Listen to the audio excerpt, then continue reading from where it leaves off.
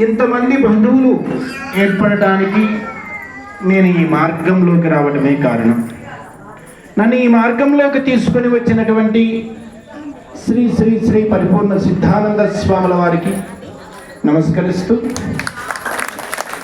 తీగ చెట్టుకి, తీగ మొక్కకి ఏదైనా ఓ చెట్టు ఆధారంగా నిలబడాలి. పడిపోతాను అనుకున్నప్పుడల్లా చేయి పట్టుకొని మా అమ్మ నన్ను నిలబెట్టింది. చేయి పట్టుకొని నిలబెట్టడమే కాదు, అవసరమైతే జుట్టు పట్టుకొని చెంపలు వాయించింది.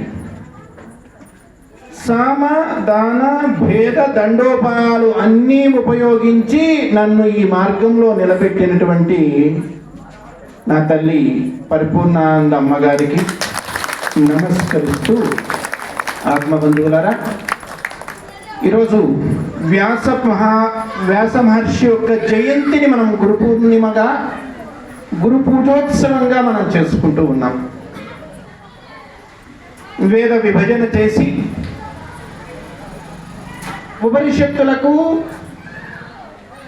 అనేకమైనటువంటి గ్రంథాలకు, తాత్వికమైనటువంటి అనేకమైనటువంటి విషయాలని సమాజానికి అందించడమే కాకుండా అష్టాదశ పురాణాలని రచించి సమాజాన్ని సరైనటువంటి దారిలో పెట్టినటువంటి వ్యాస మహర్షి యొక్క జయంతిని ఈరోజు మనం గురు పూజోత్సవంగా మనం చేసుకుంటూ ఉన్నాం. అయితే వారికి ప్రతిరూపంగా ఎవరైనా సరే సమాజ ఉద్ధరణ, శిష్యుణ్ణి సంస్కరిస్తూ సంరక్షిస్తూ ముందుకు తీసుకుని వెళ్తూ ఉంటే వారికి ప్రతిరూపంగా మనం భావించి ఆరాధించడం అనేటువంటిది ఈ ధర్మంలో ఆరాధిగా, ఆనవాయితీగా వస్తున్నటువంటి విషయం. ఏదైనా ఒక మంచి పని చేసినటువంటి వ్యక్తిని ఆయన దేవుడురా అంటాం. భగవంతుడు చేసే పని పోషించడం, సంరక్షించడం, అటువంటి పని ఎవరు చేసినా ఆయన భగవంతుడు రా అంటాం. అలా భావన చేయటం మన యొక్క గొప్పతనం, ఈ ధర్మంలో ఉన్నటువంటి గొప్పతనం. విషయానికి వస్తే గురు పౌర్ణమి సందర్భంగా ఈరోజు మనం గురుదేవులైనటువంటి అచలానంద స్వాముల వారి చరిత్ర గ్రంథాన్ని ఆవిష్కరించుకున్నాం. ఇందులో 4 అక్షరం ముక్కలు జోడించేటువంటి, నివేదించేటువంటి, సమర్పించేటువంటి భాగ్యం ఈ ఉపాధికి కూడా కలిగింది. దానికి కారణం ఏమిటి అంటే, ఇందాక అమ్మాయి మాట్లాడుతూ స్వామి ఏదో గొప్ప సహనవంతుడు, ఎన్నో సహిస్తాడు, ఓర్చుకుంటాడు అనేటువంటి విషయాలు ఇవన్నీ చెప్తే, అంటే ఆ అమ్మ దృష్టిలో అది సరైందే కావచ్చు. కానీ మా గురుదేవులు ఏం చేశారు అంటే, నన్ను ఇందాక పిల్లవాడు నృత్యం చేస్తూ ఉన్నాడు, మాస్టర్ గారు భజన చేస్తూ ఉంటే, రవికేశవ మాస్టర్ గారు ఇక్కడ డక్కి వాయిస్తూ భజన చేస్తూ ఉంటే ఓ చిన్న పిల్లవాడు నృత్యం చేస్తూ ఉన్నాడు. ఆ వయసు పిల్లల్ని ఇక్కడికి తీసుకురావటం అనేటువంటిది ఆ పెద్దల యొక్క గొప్పతనం. మా నాన్నమ్మ నా చేయి పట్టుకొని గురువు గారి పాదాల దగ్గర నన్ను కూర్చోబెట్టింది కాబట్టి ఆ వయస్సు నుండి ఈరోజు ఇక్కడ కూర్చునేటువంటి అవకాశం కలిగింది. గురుదేవులు నన్ను ప్రక్కన పడుకోబెట్టుకొని తన ప్రక్కన గోర్లు బాగా ఉండేవి, వీపు కోగుతూ వేదాంత విషయాలు నేర్పించినటువంటి సందర్భాలు అనేకం. వారు చూపించినటువంటి ప్రేమలో ఇసుమంతా కొసరంతా కూడా నేను చూపించలేకపోతూ ఉన్నాను. దానికి కారణం ఏమిటి అంటే, నాకు అంత సహనము, అంత ఓపిక, అంత ఓర్పు, అంత నేర్పు, అంత నైపుణ్యము లేదనే నేను భావిస్తాను. నేను ఎంత చేసినా నా గురువుకి 100 జన్మలు ఎత్తినా కూడా నా గురువు యొక్క రుణాన్ని నేను తీర్చుకోలేను. ఈ పుస్తకం ఎందుకు చదవాలి అని ముందు రాస్తూ ఉదాత్తమైనటువంటి నా విషయాలు కూడా కొన్ని ప్రస్తావన చేశాను. ఏమిటి అంటే, నన్నే మార్చగలిగినటువంటి గురుదేవులు ఈ ప్రపంచంలో ఎవరిని మార్చలేడు కనుక నన్నే మార్చగలిగాడు. ఎందుకు అంటే వీధి లైట్లు పోటీ పడి రాళ్లతో పగలగొట్టినటువంటి సందర్భం నా బాల్యంలో ఉంది. నా చేత ఏం చేయించాడు అంటే, అప్పుడు ఒకటో రెండో లైట్లు పగలగొడితే ఇప్పుడు కొన్ని లక్షల రూపాయలు వీధి లైట్లకు నా చేత ఖర్చు పెట్టించి సరి చేయిస్తూ ఉన్నాడు, పెట్టిస్తూ ఉన్నాడు. ఓ గురువు ప్రక్కదారి పట్టినటువంటి వ్యక్తిని సరైనటువంటి దారిలో పెట్టి వడ్డీతో సహా వసూలు చేస్తాడు. అనేమి తక్కువ వాడేం కాదు. ఈ కార్యక్రమానికి ముందు గురుదేవుల దగ్గరికి వెళ్ళి పాదుకలు తీసుకొని రావాలి. పాదుకలు తీసుకుని వెళ్తూ ఉంటే జల్లు బాగా ఆ వైపు నుండి నల్లటి మేఘం వచ్చేసింది. తడిపేస్తుంది అని అనుకున్నాం. తడవటానికి సిద్ధమై ముందుకు వెళ్ళాను. 4 చుక్కలు ఎత్తిన అక్షంతల్లాగా పడ్డాయి. తర్వాత ఆగిపోయింది. అయ్యో తడుస్తామేమో అని ఇక్కడ ఆగిపోయిన వాళ్ళు ఆయన పాదాల వెంట నడవలేకపోయారు. గురుదేవులు అచలానంద స్వాముల వారు. చాలా మంది ఏమనుకుంటారంటే వాళ్ళు చాలా ప్రశాంతంగా ఉంటారు, చాలా ప్రేమగా చూయిస్తారు. ఇది వాస్తవమే. రెండవ కోణం కూడా ఉంది. 2010 జూన్ 2న ఇక్కడ ఈ స్థానంలో, ఈ స్థలంలో శంకుస్థాపన జరిగింది. రాయపురెడ్డి రామచంద్రారెడ్డి గారు ఈ ఆశ్రమ స్థలాన్ని ఆశ్రమం కోసం బహుకరించినప్పుడు, సమర్పించినప్పుడు 2010 జూన్ 2న శంకుస్థాపన. 1వ తేదీ రాత్రి 11 గంటల వరకు సిద్ధానంద స్వామి వారు వస్తున్నారంటే వస్తున్నాను అన్నారు. 12 గంటలు దాటిన తర్వాత అందరూ వస్తే ఎలా అబ్బాయి, ఆశ్రమంలో దీపము అంటే గోమాత ఉంది, అమ్మాయి బ్రహ్మనందిని ఉంది, వీళ్ళందరినీ చూసుకోవాలి కదా, వచ్చేటువంటి భక్తులని అక్కడికి పంపించాలి కదా, ఈ బస్సులు అన్నీ ఏర్పాటు చేసి పంపించాలి కదా, నేను రాలేకపోతున్నాను అన్నారు. ఆ రోజు వరకు నేను ఎక్కడా కూడా వ్యవహారంలో భాగస్వామినైనటువంటి వ్యక్తిని కాదు, బయటకు వచ్చి ఏవో కార్యక్రమాలు చేసినటువంటి వ్యక్తిని కాదు. నేనేదో నా సాధన, నా స్వాధ్యయనము, ప్రవచనము ఇంతవరకే సాగుతూ ఉండేది ఆశ్రమంలో. జూన్ 2న ఇది ఇలా ఉంటే 1వ తేదీ రాత్రి స్వామి ఆ మాట ఒక పిడుగుపాట అయితే, మరొక విషయం ఏమిటంటే ఇక్కడ గాలి మీకు తెలుసు ఎలా ఉంటుందో. జూన్ మాసంలో ఆ గాలి కొడుతూ ఉంటే నాకు తెలియదు కదా, నేను ఆ కోస్తా ప్రాంతం నుండి వచ్చినటువంటి వాడిని, అక్కడ ఉన్నట్లే ఇక్కడ ఉంటుందనుకున్నాను. 2 గుడారాలు ఇక్కడ వేయమన్నాను, 40-60 శామ్య ఇది పందిరి వేయమన్నాను. ఆ గుడారాలన్నీ కూడా గాలికి కూలిపోయాయి. ఉప్పుతో వీరబ్రహ్మేంద్ర స్వామి వారి యొక్క ముగ్గు వేస్తే, ఉప్పులో రంగులు కలిపి అలా వేస్తే సముద్రపు ఉప్పు, ఆ కల్లుప్పు ఈ గాలికి లేచి వెళ్ళి మొహాలకు తగులుతుంది. ఇక్కడ మీరు గమనించాల్సినటువంటి విషయం ఏంటంటే, ఇక్కడ ఇన్ని వేల మందికి భోజనాలు జరుగుతున్నాయి. ఆయన చేయించుకుంటూ ఉన్నాడు. మొదటి రోజున ఆ స్టవ్ వెలిగించాలంటే మా వల్ల కాలేదు, సాధ్యం వెలగల. విపరీతమైన గాలి. ఏదైనా పాత్ర పెడితే దుమ్ము, ఇసుక ఇవన్నీ వచ్చి పాత్రలో పడిపోతున్నాయి. మొదటి రోజున ఈ ప్రాంగణంలో మనం భోజనం చెయ్యలేకపోయాము, వండలేకపోయాము. కృష్ణమ్మ గారని మన ఊర్లో ఉన్నారు, ఆ తల్లి ఆశ్రయం ఇచ్చింది.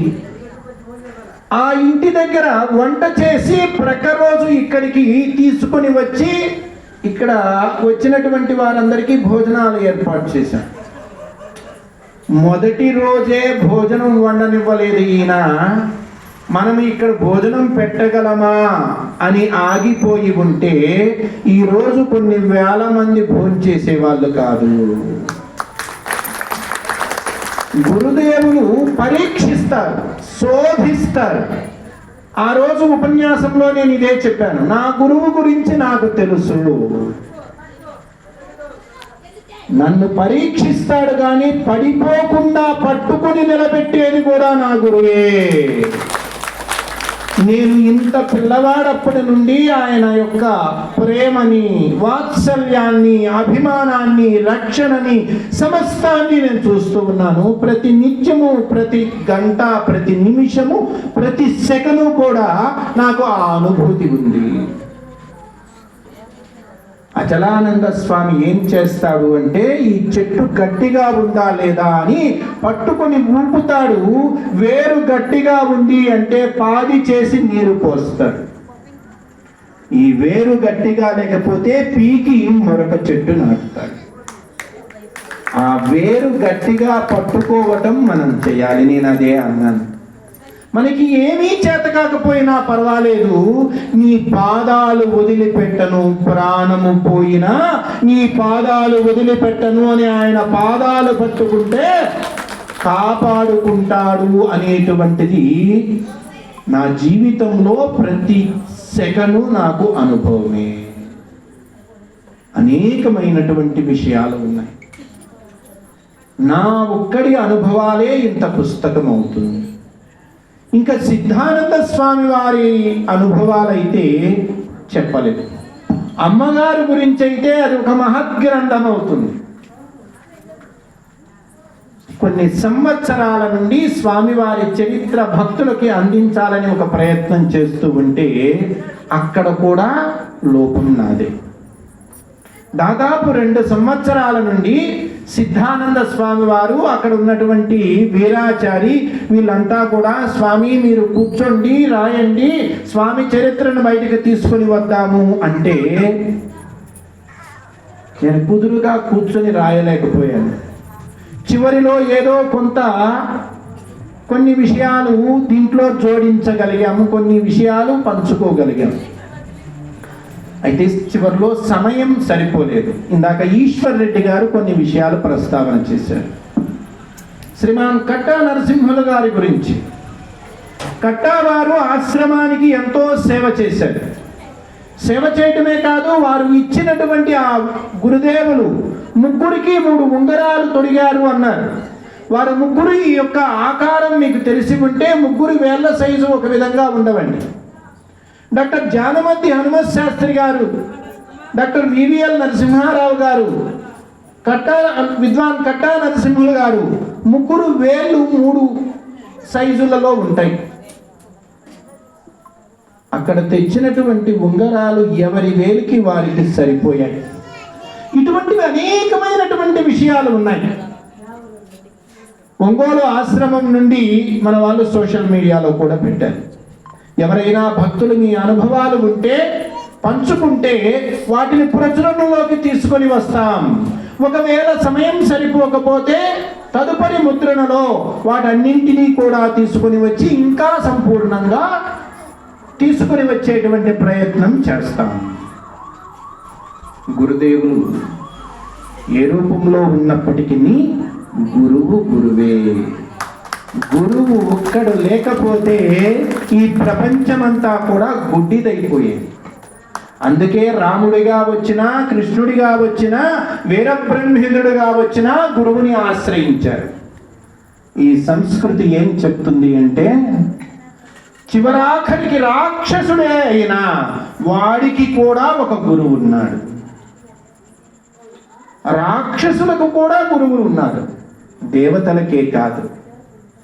ఎందుకు రాక్షసుడయ్యాడు అంటే, గురువు చెప్పిన విషయాలన్నీ అర్థం చేసుకొని సరైన పద్ధతిలో ఆచరణలోకి తీసుకుని రాలేకపోవడం వల్ల వాళ్ళు రాక్షసులయ్యారు.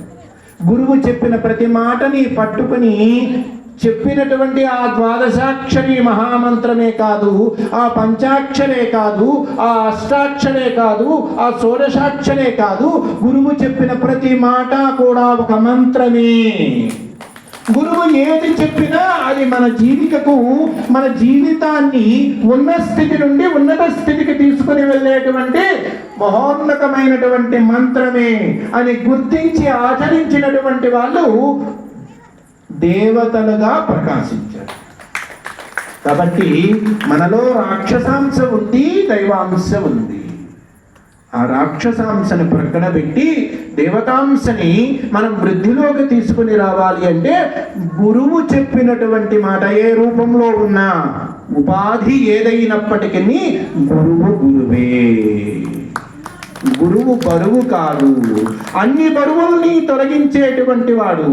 జన్మ జన్మల నుండి వస్తున్నటువంటి కర్మబంధనాలన్నింటినీ తొలగించేటువంటి వాడు, ఛేదించేటువంటి వజ్రాయుధాన్ని మన చేతికి అందించేటువంటి వాడు గురుదేవుడు. అటువంటి గురువుని ఆశ్రయిస్తే మన జీవితం వెలుగుల బాటలో ముందుకు సాగుతుంది. మన జీవితాన్ని చరితార్థం చేసుకుందాం. గురువులకి మనం ఇచ్చేటువంటి దక్షిణ ఏమిటి అంటే, గురు దక్షిణ మనలో ఉన్నటువంటి దుర్గుణాలని ఆయన పాదాల దగ్గర వదిలిపెట్టి, అయ్యా ఈ దుర్గుణం నుండి నేను బయటపడటం కోసం ప్రయత్నం చేస్తున్నాను, నీ ఆశీర్వాద బలము, నీ అనుగ్రహ బలము నన్ను ముందుకు నడిపించాలి, నా ప్రయత్నం ఎలాగో ఉంటుంది అని ప్రమాణం చేయటమే గురువులకి నిజమైనటువంటి గురుదక్షిణ. గురుదేవులు అచలానంద స్వాముల వారు అదే చెప్పేవారు. కాలాతీతమైంది.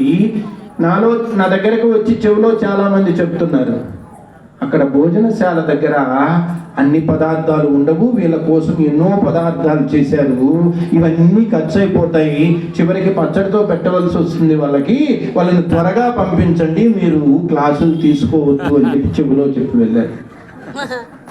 కాబట్టి వాళ్ళు కూడా నాకు గురువులే. నా గురుదేవులు అచలానంద స్వామి వారు నాకు అవసరమైనటువంటి విషయాల్ని అలా చెవులో చెప్పిస్తుంటాడు, ఒక్కొక్కసారి కేకలేసి కూడా చెప్పిస్తుంటాడు.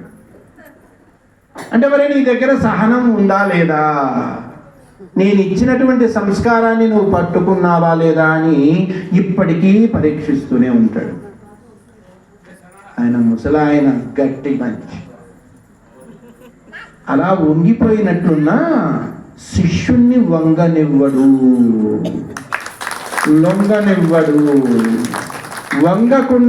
లొంగకుండా తన బిడ్డని నిలబెట్టుకోవటం కోసం అవసరమైతే కఠినమైనటువంటి పరీక్షల్ని కూడా ఇస్తూ ఉంటాడు. కొంతమంది అంటుంటారు, ఈ మధ్య పిల్లల విషయంలో కూడా ఒక చర్చ జరిగింది. ఆశ్రమంలో మనం పిల్లల్ని చదివించడం ఎందుకు, మీరు పిల్లల్ని చదివించి సమస్య తెచ్చుకున్నారు, పిల్లల్ని చదివించడం ఎందుకు అని ఆత్మీయంగా ఉండే వాళ్ళంతా కూడా చెబితే, ఈ ఉపాధిలో శ్వాస నడుస్తున్నంత కాలం నా గురుదేవులు చెప్పిన పని నేను చేస్తూనే ఉంటాను. ఎన్ని సమస్యలు రాని నా గురుదేవులు అలా నన్ను అనుకొని ఉంటే ఎక్కడో కుక్కల కాళ్ళెత్తే రాయిలాగా నేను ఉండిపోయేవాడిని. ఈరోజు ఇంతమంది ఆత్మబంధువుల్ని తీర్చిదిద్దాడు అంటే ఆయనకి ఇంతకంటే ఎక్కువ కష్టాలు. ఈరోజు నేను పిలిస్తే ఇంతమంది మీరు వస్తున్నారు, ఆశ్రమానికి రోజు వచ్చి సేవ చేస్తున్నారు. నేను నిన్న గోశాలకి అదేదో పిచ్చ కొట్టాలి అంటే, అమ్మా ఎవరన్నా కూలీలు ఉంటే చూసి చెప్పమ్మా, చేయించమ్మా అని చెప్పి మా అమ్మ ఏం పేరు రాజమ్మకి చెప్పారు. నాకు సాయంత్రానికి ఏం తెలిసిందంటే, ఆ అమ్మ ఇంకొక అమ్మ వాళ్ళ ఆయన్ని తీసుకొని అందరూ కలిసి పిచ్చగొడుతూ ఉన్నారు. నేను అదృష్టవంతుణ్ణి, ఎందుకంటే నా గురుదేవులు నాకు అన్నీ సిద్ధం చేశాడు. నా గురుదేవులు ఒంటరిగా ఉన్నప్పుడే ఎన్నో అద్భుతాలు చేశాడు. మనం ఎంత చేసినా ఆయన చేసిన దాంట్లో ఆవగింజలో 60వ వంతు కూడా కాదు. కాబట్టి ఇటువంటి అవకాశం ఇచ్చినటువంటి గురుదేవుల పాద పద్మాలని మనసులో ధ్యానిస్తూ, జై శ్రీమద్ వీర బ్రహ్మేంద్ర స్వాముల వారికి, మాతా గోవిందమాంబకు, జగజ్జనని ఈశ్వరి మహాదేవికి, శ్రీ పరిపూర్ణ సిద్ధమూర్తికి, శ్రీ కక్కయ్య స్వామికి, శ్రీ అచ్చమ్మ తల్లికి, శ్రీ అన్నాదయ్యకు, గురుదేవులు శ్రీ శ్రీ శ్రీ యోగి అచలానంద స్వాముల వారికి, గురుదేవులు శ్రీ శ్రీ శ్రీ యోగి అచలానంద స్వాముల వారికి, గురుదేవులు శ్రీ శ్రీ శ్రీ యోగి అచలానంద స్వాముల వారికి, శ్రీ పరిపూర్ణ సిద్ధానంద స్వాముల వారికి, మాతా పరిపూర్ణానంద గారికి, శ్రీ వ్యాస భగవానునికి, ఆదిశంకరుల వారికి, సమస్త గురు పరంపరకు, సమస్త సాధుమూర్తులకు, సమస్త సకల దేవత చేసేవాడికి